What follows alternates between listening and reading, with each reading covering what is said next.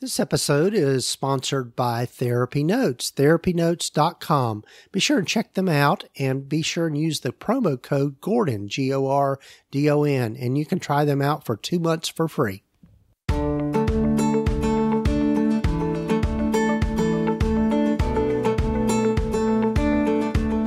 Over 15 years ago, when I started my private practice, I had to learn a lot, and most of it the hard way, and I don't think you need to do the same.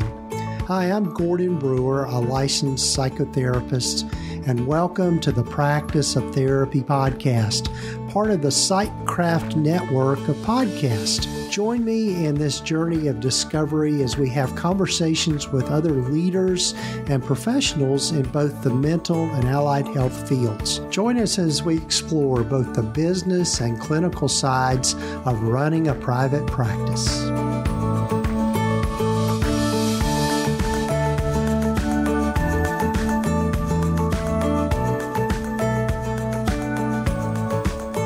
Hello, folks. This is episode number 270 of the Practice of Therapy podcast. I'm Gordon Brewer, and so glad you've joined me for this episode.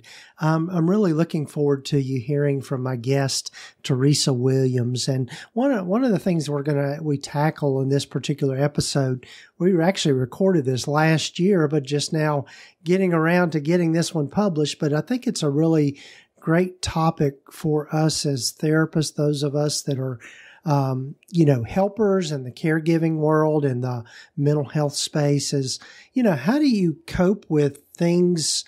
How do you cope with running a practice when you're going through some of your own stuff and your own trials? And in particular, Teresa shares with us her story about getting divorced and what that was like for her and just some of the things that she dealt with in moving through that period of her life and how she's kind of emerged on the other side of this. So looking forward to you hearing from Teresa. And I think it's a great and pertinent topic for us at any time.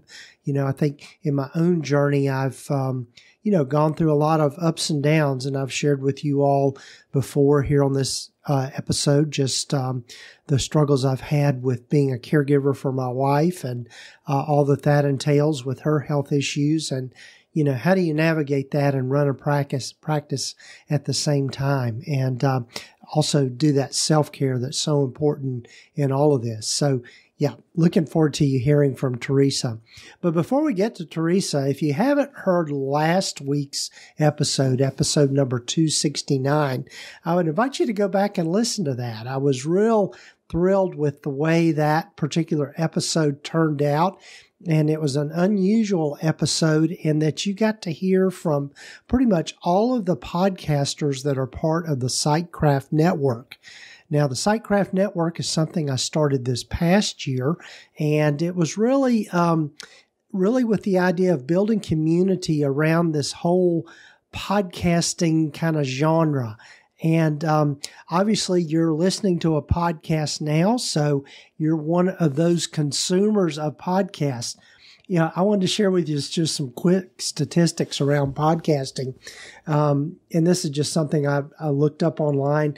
62% of Americans aged 12 and over have listened to podcasts since 2022. And so it's up 51% since 2021. So podcasting is really on the move as far as the number of shows that are out there and also just how people are consuming content here lately. And then 41% of Americans age 12 and over have listened to a podcast in the last month. So almost half of the people in the United States are listening to podcasts. And then 28% of Americans age 12 and over have listened to a podcast in the last week. So again, podcasting is on the move here, folks. And I just want to put that out there. And so one of the things that I've really you've heard from me in this last episode, but one of the things that I would encourage you to do is maybe consider starting your own podcast.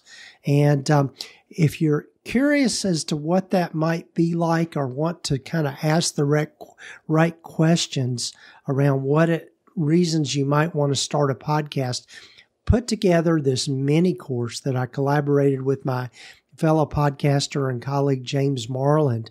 And if you'll go over to practiceoftherapy.com/start podcasting, you can register to take a free mini course that we put together. And it's a little different in that it's an email course and that it's 4 short lessons.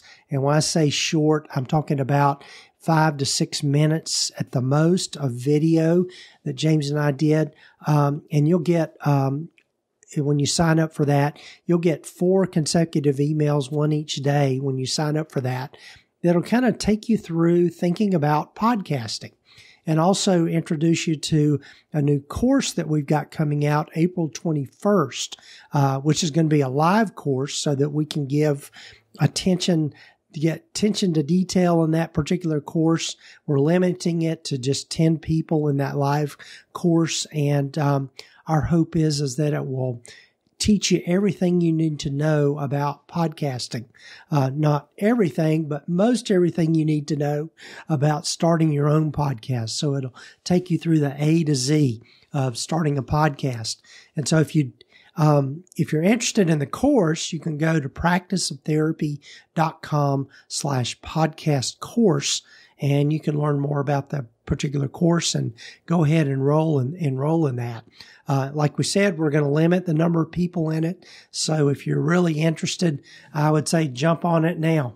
So to register for the free mini course, you can go to practiceoftherapy.com/start podcasting.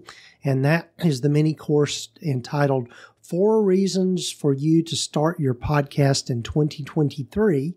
And then if you're interested in just jumping in and going ahead and signing up for the course, you can enroll by going to practiceoftherapy.com/podcasting course. And that'll get you to the landing page where you can do that. So real quickly here before we get to my interview with Teresa Williams, I'd love for you to hear from our sponsor of the podcast, TherapyNotes, and also a little blurb from one of the other great podcasters in the Psychcraft network. Hi, everyone. I'm Aaron Potratz. And I'm Nathan Hawkins. If you don't know us yet, we are the voices behind the Shrink Think podcast, which is part of the Psychcraft network of podcasts. We are so proud to be a part of this network, along with the Practice of Therapy podcast with Gordon Brewer, and the great work he is doing to help people in their journeys. And if you haven't discovered the Shrink Think podcast, you can find us wherever you listen to your podcast. We'd love for you to join us as we seek to help you with your relationships, your healthcare practices, and your therapy journey. Join us as we bridge the gap between clients and therapists. And be sure to check us out at shrinkthink.com/podcast and take our free e-course. And have a great day. One of the keys to a successful private practice is having the right systems and processes in place to make things run as smoothly as possible. With a system like TherapyNotes, you'll have more time to spend with what matters most, your clients. TherapyNotes is a complete practice management system with everything you need to manage patient records, schedule appointments, meet with patients remotely, create rich documentation, and bill insurance right at your fingertips. Their streamlined software is accessible wherever and whenever you need it. Your clinical records will be secure with less paperwork, which means you can give a much better quality of care. It's the EHR that Gordon uses in his practice. Be sure to check them out today by going to practiceoftherapy.com/therapynotes and be sure to use the promo code GORDON to get 2 months free.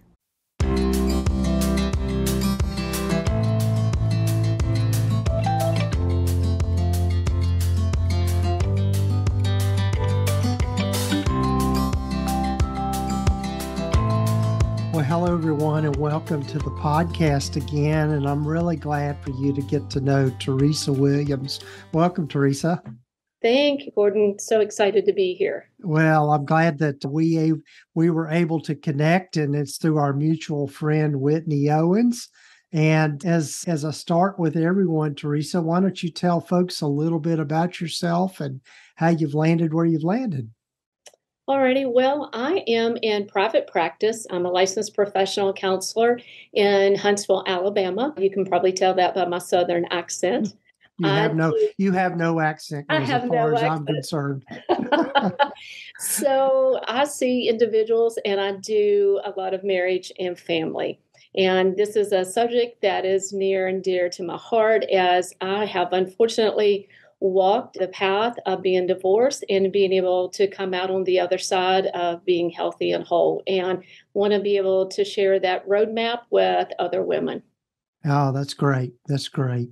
Yeah, and it's interesting for us as therapists. I think we get into our various niches because of our own life experiences, and yeah, I think this is a very yeah. I don't know that we've on this podcast if we've really talked about this particular niche that much, but I think all of us have experienced it in different forms and fashion as far as divorce. I mean, I've been through a divorce years earlier in my life, and then do a lot of work in my practice with people that are going through the same kind of issues. So yeah, so what other than your own experience, what else draws you to this particular niche?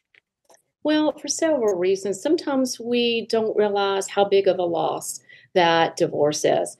And it's not only just a loss of a spouse, but a lot of times it's loss of friends, family, and even our church community. And that's so sad. And, there's a lot of resources out there, but not directly resources for women to find some hope and support. Right, right.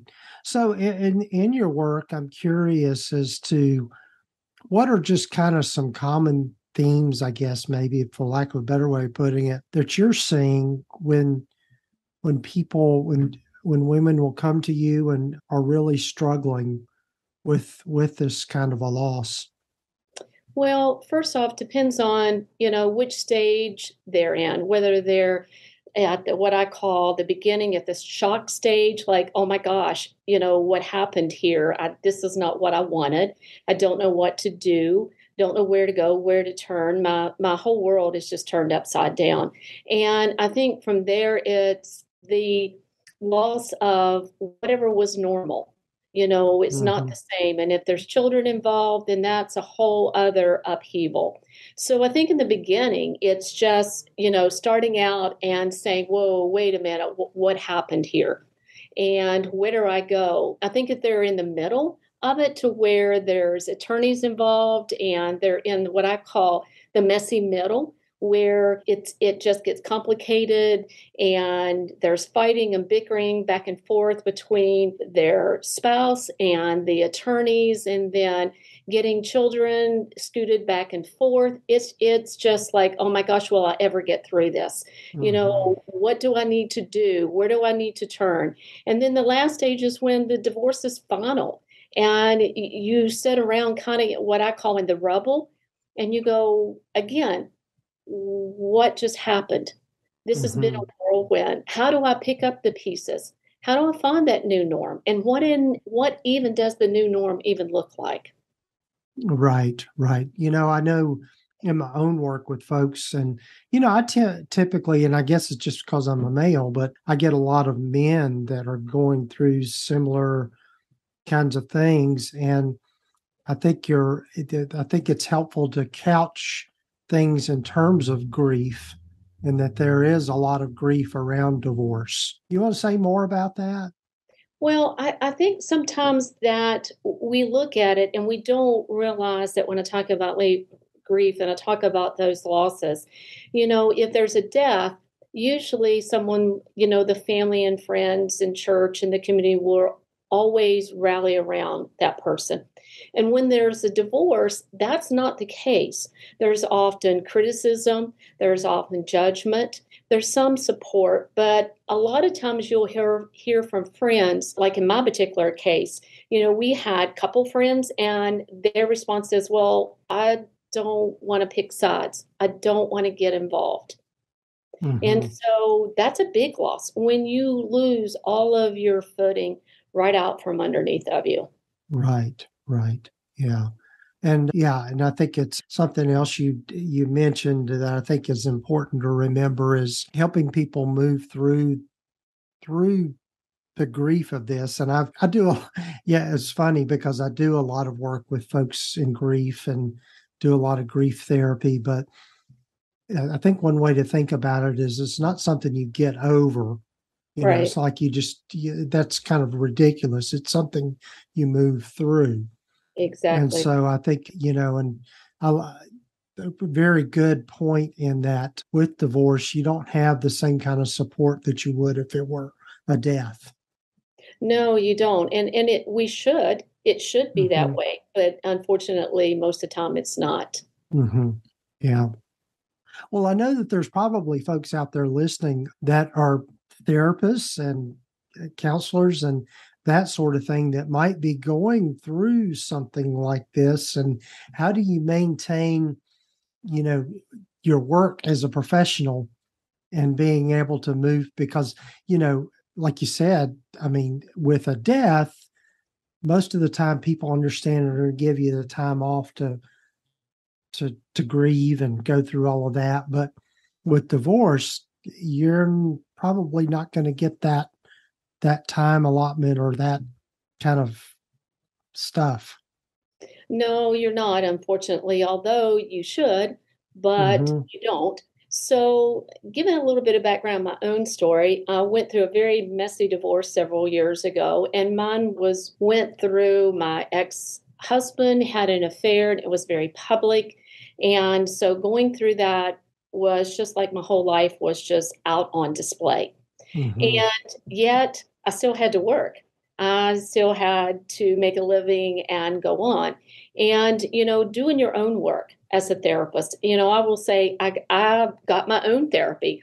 I found a wonderful person to work with and, did my own inner work and worked through all the stages of grief and learned how to rebuild afterwards. And you have to honor your own stages of grief and your own self-care. Just like that we teach our own clients, you have to be able to do that yourself. Yeah. And unfortunately, I think for us as therapists and counselors, we not as good as practicing what we preach, I think a lot of times. Yeah, sometimes I think we can handle it all. We're, Superman here and, we have the knowledge and we can just sail straight through it. And that's not true. We need to take care of ourselves. And to be better therapists, we have to do our own work. Yes. And I totally support that. I know I don't know what I would do without my therapist as well. And I think that's something I think everybody in this field, because folks come into us and they hand us a lot of heavy stuff.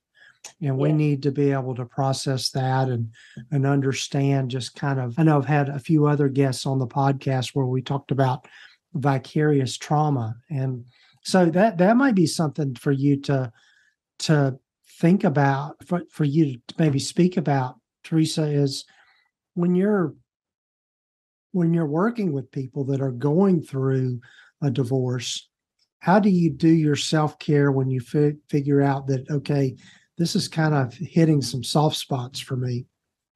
Well, I think it's to recognize that their story is not my story. Just like when you said you went through a divorce. Well, your divorce is going to be very different from mine. And even if there was another lady standing beside of me and experienced, divorce due to infidelity, her story is going to be completely different than mine. While there have some similarities, I just have to remember that I can come alongside that individual as far as understanding their pain of divorce, but my story is not their story and their story is not mine. Yeah. And it's important to keep those boundaries, I think. Absolutely. So to switch gears a little bit, tell us about your practice and, how you've kind of created your niche and how you're marketing and all that kind of stuff. Okay. Well, I work, like I say, with individuals, but probably 50% of my practice is marriage and family. And I just kept seeing all of these women that were coming out of the throes of divorce or in the middle of it and did not know how to navigate it. And a lot of times, if they came out of the divorce, they didn't know the roadmap to take to become healthy and to do self-care and to do their own work. And they would jump back into relationships and make a mess. And then you throw again children into that mix. And my heart just broke.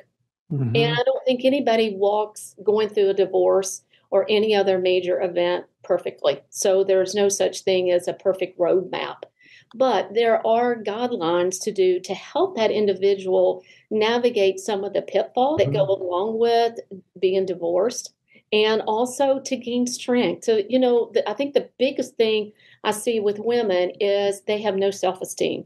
It's just shot. It's in the tank. And so there's a lot of self-doubt, self-criticism, and shame that comes along with it. Mm-hmm. Yeah. And I think it's, both of us being in the South, I think it's even that culturally it's a little more of a stigma that maybe I think we might find in other parts of the country and the world. Yeah, and you're right. Being in the South has been very difficult because we're in the Bible Belt. Mm-hmm. And, in my particular case, people mean well, but they say very hurtful things. Like one of the things that was said to me, one of the people that I was in our church group with came up to me and said, "What did you do to make him have the affair?" And, and you just go, "What?" Yeah. And so they mean well, but they don't always say or do the right thing. And, you're kind of ostracized being in the South, and it shouldn't be that way. So you put the word divorce before or after any word in the South, and it's got this negative connotation to it. Right. Yeah. Well, one thing I'm curious about, and just I know we're kind of delving a little bit into the clinical arena with all of this, which is okay. I've had several couples and clients and that sort of thing that, as I like to put it, are really kind of discerning whether they should stay married or not. And when you run into that, how do you walk people through that process? Well, that for sure is a sticky one. Mm-hmm. Because again, as therapists, we can't tell anyone what to do, although they want us to at times, right? Mm-hmm. But we can't. And, you have to look at it. It's their life. And you can give them tools and the assessments to say, is this an abusive relationship? Are you in a safe place? Are your children safe? And those type things. But as far as helping them to decide, I think you navigate it very carefully, and you have to be wise in the questions that you ask. And always remember that for me, it's not my job to determine whether they should stay or they should go. And I always tell my clients, I'll support you either way. Whatever the decision that you make, I will support you. Mm-hmm. Right. Yeah, it is a tough one. And I remember going to an AAMFT conference one time, and I throw this out here as just maybe as a helpful thing. And one of the workshops I went to is, and I'm sure you've been to a lot of these as well, Teresa, was helping couples when there has been an affair or infidelity, that sort of thing. And the presenter at the time put it this way, which I think is helpful, and I've done this with couples, is that really, if you think about it, when a couple is at that crossroads, they have three choices. One is they can accept the status quo and keep doing what they're doing. The second choice is they can divorce, call it quits, and go their separate ways. Or the third choice is they can both be invested in making the changes that need to be made in order to make the relationship healthy again. And so I think that's a good way to kind of frame that. It really is. And what's interested in the work that we do, sometimes they'll say, I really want to make this work, but sometimes no matter what happens, it's not going to work. And that's difficult when you have those cases. Mm-hmm. Yeah. And I think it's too is being able to walk through couples through, recognizing the patterns that they've been in and being able to understand, what is it that we can change and what is it that is just not going to change. Absolutely. And recognizing those sometimes and be able to say, okay, this is, what is that saying? A one-time mess up is an event, but, the second time, then it's a pattern, second or more, it's a pattern, and to be able to recognize that. Right, right. So to switch gears again, Teresa, as you have grown your practice, tell us, I guess, a little more about your practice and how you've got it structured and that sort of thing. Okay, well, a few years ago, before the pandemic, I was seeing children and adolescents, and my practice kept growing. And as it grew, I started seeing less and less of children and adolescents, and really found a lot of, I will say, fun in working with families and doing marriage counseling. I'm Gottman trained, and I do a lot of seminars with 7 principles for making marriage work. I am a trained leader of that, and I love doing those seminars just because I don't know how much you're familiar with Gottman's work. Very familiar. Yeah, so, one of the things that I got a lot of pleasure out of during the pandemic was being able to do those webinars and to being able to take simple tools, not this big, drawn out counseling, but simple seminars, and take that 7 principles for making marriage work and see some transformation in couples. And it just lit a fire underneath of me. Yeah. Yeah. That is always fun. A few years ago, I went through their level 1 training. And so, yeah. And I think it's affirming when you hear people like the Gottmans and you recognize that, okay, I'm doing some good work here and that we're, doing great stuff. Yeah, and I do a lot of speaking and teaching, and since we're coming up on the holidays, one of the things that I have been asked to do is how to survive the holidays and not kill your spouse or relatives in the midst of it. Yeah, that's a good one. I might have to sign up for that one. I think everybody could use that from a time, right? It's close to home for sure. Well, Teresa, what are some of the other things that you've got on your plate now that you're working on? Well, I'm getting up a new website called The Confident and Courageous Woman, finding hope and healing beyond divorce, and trying to expand that to coaching. I am a board certified life coach as well as a therapist, and also continue to offer seminars and speaking engagements about marriage and family and women's issues. Oh, that's great. That's great. Yeah, and I think it's much needed. And I think one of the things about it from the business side of things is that you're really tapping into learning how to diversify your income, but also being able to make that transition from the one-to-one way of providing help to the one-to-many, which I think is something that we all need to consider. Well, and I don't know how it is there in your area, Gordon, but here there is a lack of therapists. And if you can even find somebody that is taking new clients, and if they are, you're talking sometimes 3 to 6 months out. And so the support and help is really short here. And so, offering group coaching has actually helped fill that need in a lot of areas. Yes. And that's the thing is that I think too, like you're alluding to, is being able to think outside the box, and that all of us have a skill set where we're kind of wired to be in a helping mode and helping people and figuring out other ways to do it rather than just the traditional, talk therapy. Yes, absolutely. Yeah. And I think there are a lot of people that would actually prefer getting help in that way rather than coming in and doing traditional therapy. Well, I just finished up a group here in our conference center at work, and it was about 20 ladies. And what I found was if they could come and bring a buddy, they felt more safe and it was easier to navigate. So that's another reason. Oh, yeah, absolutely. But, and just the importance of community and that building in that support around these tough issues, I think, is being able to facilitate that, because I think, as we all know, having come through the pandemic, we all need each other terribly. Oh, we do right now. Yes. Yeah, sure. Well, Teresa, really glad we had this conversation.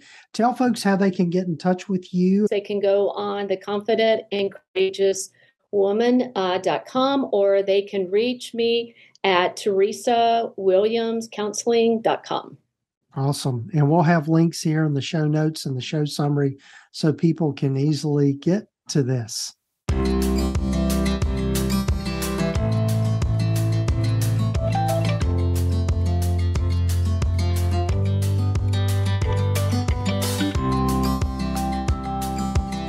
Well, I'm so thankful to Teresa for being so vulnerable in this particular episode. It does hit home hard when we go through our own trials and relationship issues and that kind of thing. And particularly in different cultures, there's some stigma attached to that.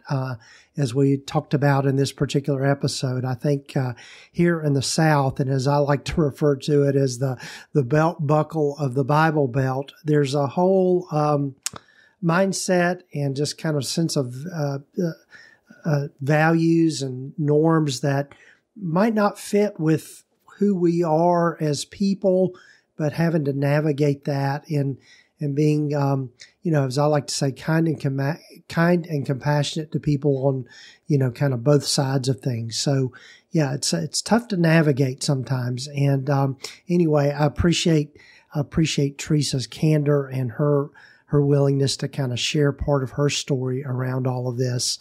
And so hopefully you'll get to hear from Teresa again here on the podcast. And before we go, if you're speaking of podcasts, if this is something that maybe appeals to you or you're thinking about or unsure about, I would invite you to go over and sign up for the free mini course, the free email mini course that we've put together. And you can get to that by going to practiceoftherapy.com/start podcasting. And it's just a easy way to kind of explore the idea of maybe starting a podcast. And then if you want to jump full force into starting your own podcast, we've got the upcoming course. It'll be a live course offered on Zoom, and that'll be out on April the 21st. But you can go find out more about that by going to practiceoftherapy.com/podcasting course, and that'll get you to the landing page to where you can enroll and register. And it's going to be a limited number of seats on that. So I would encourage you to go ahead and reserve your seat now. So love to see you there. And before we go to, again, a big thanks to our sponsor of the podcast, TherapyNotes. They are the leading electronic health record system for mental health providers. They're who I use in my practice. And if you'll go over to practiceoftherapy.com/therapynotes and then use the coupon code Gordon, just GORDON, you can try them out for 2 months for free. And it's kind of a win-win situation. You can try them out, see if you like it, and they will absolutely work with you. There is one thing I'll mention here. If you're using another electronic health record system, TherapyNotes will help you with the whole process of transferring things over from your old system. I know that's what happened to me when I switched over from another system a few years ago. They made it just seamless as possible, and they're great to work with, and their support is second to none. So be sure and check them out, therapynotes.com, or you can go to practiceoftherapy.com/therapynotes and find out more about them. So take care, folks. I'm looking forward to you hearing from our future episodes here. Got a lot of great people lined up for these next upcoming episodes, and looking forward to being with you again and in your ears next week. Take care.